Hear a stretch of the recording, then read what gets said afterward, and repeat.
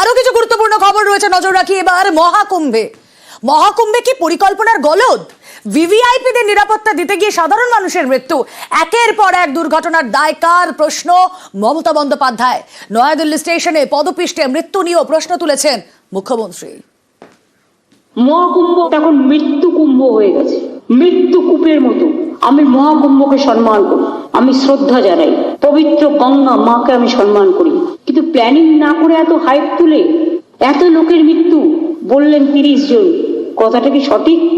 কত dead body ভাসিয়ে দিয়েছেন নদীতে, কত হাজার হাজার আডোয়ার আগুন লেগেছে।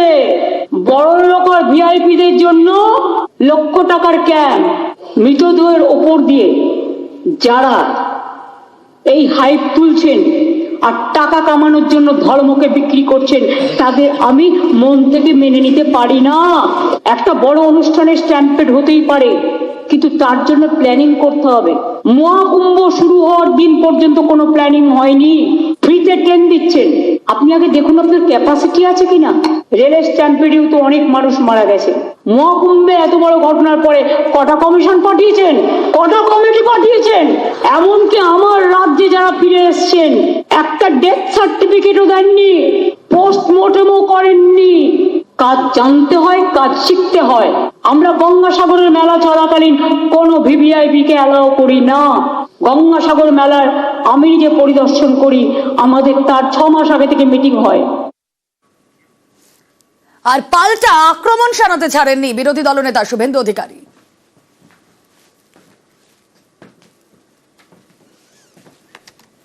তিনি আতঙ্কিত। মহাকুম্ভের পুণ্য স্নান এক হয়েছে হিন্দুস্তান। কুম্ভের গোটা পৃথিবীর সনাতনীদের পবিত্র সঙ্গমে পুণ্য স্নান, এবং তাকে কেন্দ্র করে যে গোটা পৃথিবীর হিন্দুরা অনেক দিন পরে ঐক্যবদ্ধ হয়েছে, স্রোতের মতো গেছেন হিন্দুরা।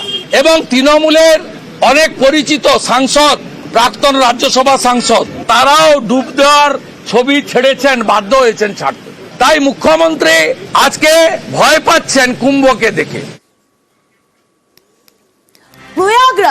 প্রয়াগরাজে মিলেছে ব্যাকটেরিয়া, গঙ্গার জলের মিলেছে ব্যাকটেরিয়া। প্রয়াগরাজে গঙ্গার জলে মিলেছে ব্যাকটেরিয়া এবং কেন্দ্রীয় দূষণ নিয়ন্ত্রণ পর্ষদের রিপোর্টে এমনই উল্লেখ। ডুব দেওয়া পুণ্যার্থীদের একাংশের শরীর খারাপ, তাদের পেটে ব্যথা, জ্বর। রাজনৈতিক লড়াই চললেও চিকিৎসকরা বলছেন প্রয়াগরাজে গঙ্গার জলে মিলেছে ব্যাকটেরিয়া।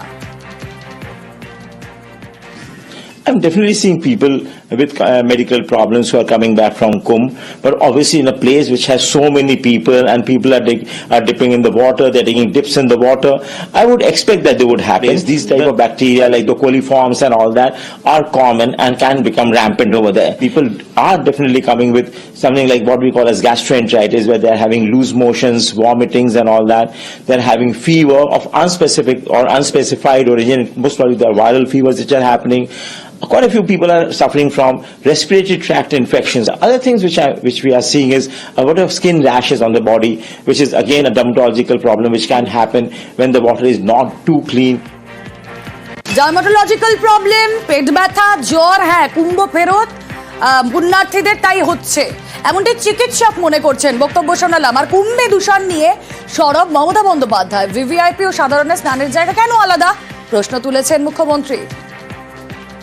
বড় লোক আর ভিআইপিদের জন্য লক্ষ টাকার ক্যাম্প, আর গরিব লোকেদের, সাধারণ লোকেদের জন্য লাইনে দাঁড়ান 15 ঘন্টা 20 ঘন্টা দাঁড়িয়ে, যদি একটা মাদুরেও বসে 2000 টাকা। তারা যে জায়গাটা গিয়ে স্নান করবে সেটা আলাদা, ভিআইপিদের স্নানের জায়গাটা আলাদা। আর সেই জলটা আপনারা দূষিত করেছেন, বিষাক্ত করেছেন মহাকুম্ভের পবিত্র জায়গাটা।